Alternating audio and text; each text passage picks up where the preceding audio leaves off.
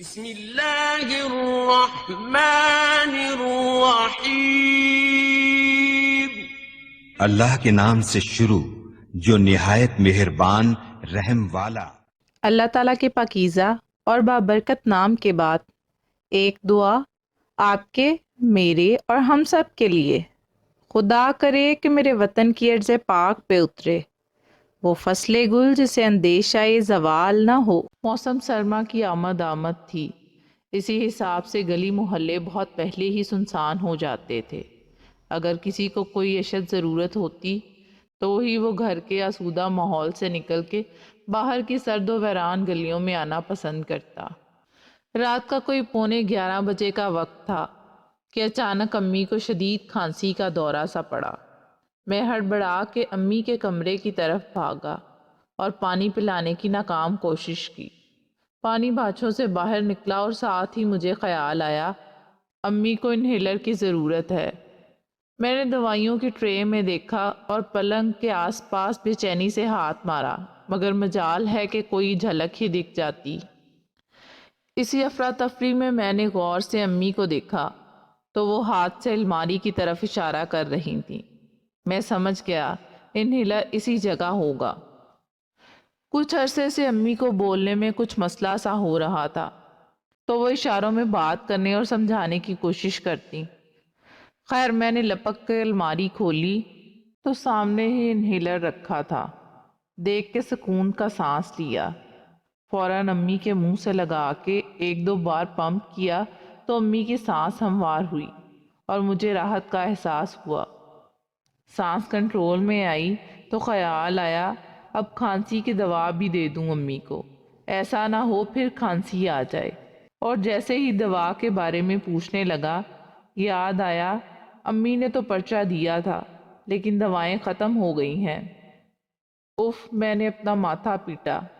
امی رکیں، میں بس یوں گیا اور یوں آیا آپ کی میڈیسن لے کے۔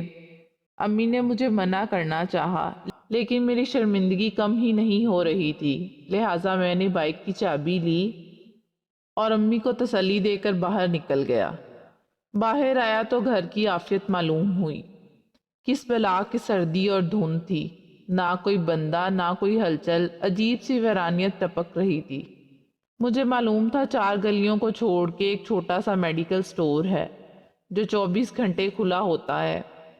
بس اب اللہ سے دعا کی امی کی دوائی مل جائے ادھر سے۔ اللہ کا شکر مطلوبہ دوائی مل گئی۔ میں نے لگے ہاتھوں ڈبل روٹی اور جیم بھی لے لیا۔ اچھا ہے امی کو صبح ناشتہ بنانے نہ اٹھنا پڑے۔ امی اور میں اکیلے ہی رہتے تھے کیونکہ جاب ابھی اچھی نہیں تھی تو شادی بھی نہیں کی تھی۔ ابو کا انتقال کافی وقت پہلے ہی ہو گیا تھا۔ میں اور امی ہی، بس ہم ہی ایک دوسرے کا سہارا تھے۔ خیر میں نے ناشتہ اور میڈیسن لی اور واپس جانے کی نیت سے بائک سٹارٹ کی ہی تھی کہ ایک لڑکی کی جھلک سی نظر آئی۔ وہ بھی شاید کسی مجبوری میں رات کے اس پہر اکیلی باہر نکلی تھی۔ مجھے ایسے نکل جانا مناسب نہیں لگا تو اس کے پاس جا کے پوچھ ہی لیا، خیریت محترمہ؟ دیکھیں میں شریف انسان ہوں، اپنی والدہ کی میڈیسن لینے نکلا ہوں۔ آپ کو دیکھا تو سوچا پوچھ لوں۔ وہ میں بھی ایک انجیکشن لینے آئی تھی، اتفاق سے جتنے پیسے تھے ان کا انجیکشن آ گیا تو اب واپسی کا کرایہ نہیں ہے۔ وہ شرمندہ ہو کر بولی، او ہو کدھر رہتی ہیں آپ؟ میں قبرستان کے برابر۔ قبرستان میرے گھر سے زیادہ دور نہیں تھا لیکن رات کے اس پہر لفظ قبرستان کا سن کے ہی ایک لمحے کو دل دھڑک سا گیا۔ اچھا دیکھیں محترمہ، مناسب سمجھے تو میں چھوڑ دوں آپ کو، میرا گھر زیادہ دور نہیں وہاں سے۔ کسی کا گھر کہیں بھی ہو، آخر گھر تو سب کا قبرستان ہی ہے۔ وہ عجیب سا مسکرائی۔ جی؟ میں نے تعجب سے پوچھا۔ وہ میرا مطلب ہے آپ کو زحمت ہوگی۔ دیکھیں خاتون، یہ مذاق کا وقت ہرگز نہیں ہے۔ آپ کو چلنا ہے تو بولیں ورنہ میری امی میری راہ تک رہی ہوں گی۔ ارے خدارا ناراض نہ ہوں، آپ کا شکریہ۔ رات کی اس پہر آپ جیسا اب کہاں ملے گا مجھے؟ میں جب تک اس کے جملے پر غور کرتا وہ لپک کے میرے پیچھے بیٹھ گئی اور مانو یوں لگا کوئی خوشبو سے بھرا عطردان ساتھ رکھ دیا گیا ہو۔ میرے حواس پہ قابو ہونے لگے۔ ایک تو رات کا سما، اس پہ تنہائی، بائک جیسی رومانی سواری، اور ستم یہ ہوا وہ دوشیزہ اپنا نازک سا ہاتھ میرے کندھے پہ ٹکائے ہوئے تھی۔ ہوا کے دوش پہ کبھی اس کے بال میرے چہرے سے ٹکراتے تو پورے وجود میں سنسنی سی دوڑ جاتی۔ دل چاہ رہا تھا یہ مختصر سا سفر کبھی ختم نہ ہو، بس میں اور وہ حسینہ دنیا کے آخری کونے تک ایسے ہی چلتے رہیں۔ اچانک اس کی آواز نے میرا خواب توڑ سا دیا۔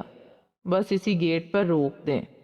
لیکن یہ تو قبرستان کا گیٹ ہے، میں حیران ہو کے بولا۔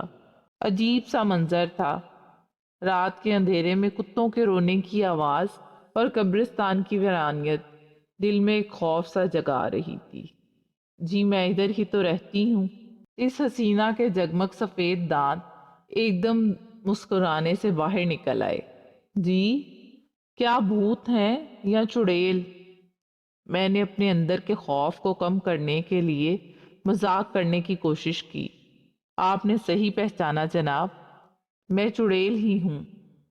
اور 2 قدم میری طرف آئی تو میں نے غور سے سنا، اس کے چلنے سے چھم چھم جیسی آواز آ رہی تھی۔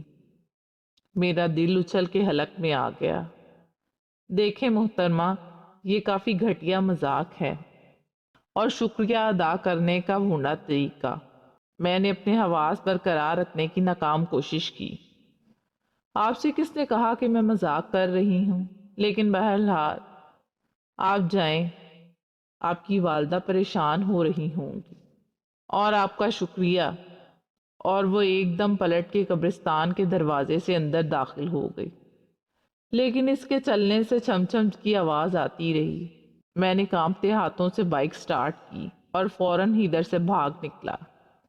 کچھ دیر کے بعد خیال آیا وہ آواز مسلسل آ رہی تھی، لیکن اب آواز کچھ بدل گئی تھی۔ ہوا کی سرسراہٹ میں عجیب سا جل ترنگ تھا، لیکن تھی وہی آواز۔ مجھے کپکپی سی لگ گئی، ایک دم ساری آیتیں بھول گیا، سوائے یا اللہ کے کچھ بھی منہ سے نہ نکل رہا تھا۔ میں نے شاید ہی کبھی اتنی تیز بائک چلائی ہو، لیکن اب وہ آواز تو شاید میرا پیچھا کرنے پہ تلی تھی۔ میں نے گلیوں میں بائک بھگانی شروع کر دی اور تیز سے تیز تر کرتا گیا، لیکن اس عورت نے بھی ہوا سے شرط لگا رکھی تھی شاید۔ مجھے لگا میرا آخری وقت آ گیا ہے۔ ایک تو رات، پھر سردیوں کی، کوئی بھی مدد کے لیے نظر نہیں آیا۔ میں نے سوچا آخری وقت تو آ ہی گیا ہے، کیوں نہ امی کے قدموں میں جان دے دوں۔ یہ سوچتے ہی میں نے گھر کا رخ کیا اور کلمہ پڑھنے کی کوشش کرنے لگا۔ گھر کی گلی میں آتے ہی دیوانہ وار ہارن دینے لگا۔ مجھے معلوم تھا امی جاگ رہی ہوں گی، لیکن یہ بھی احساس تھا پڑوسی کتنا غصہ ہو رہے ہوں گے۔ لیکن مجھے اس وقت صرف اپنی ماں کے قدموں میں جان دینے کے سوا کچھ ہوش نہیں تھا۔ شاید وہ چڑیل جس کو میں نے ہمدردی میں آ کے لفٹ دی مجھے اپنے ساتھ ہی لے جاتی، تو میں آخری بار ہی صحیح امی کو دیکھ لوں۔ اچانک امی نے دروازہ کھولا تو میں اپنے خیالوں سے باہر آیا اور سیدھا بائک اندر لے گیا۔ امی بھی پریشان تھیں اور سوالیہ نظروں سے مجھے دیکھ رہی تھیں، اور میں بت بنا اپنے ساتھ ہونے والے واقعے کے بارے میں سوچ رہا تھا اور اللہ کا شکر ادا کر رہا تھا۔ جان بچ گئی اور خیریت سے گھر پہنچ گیا۔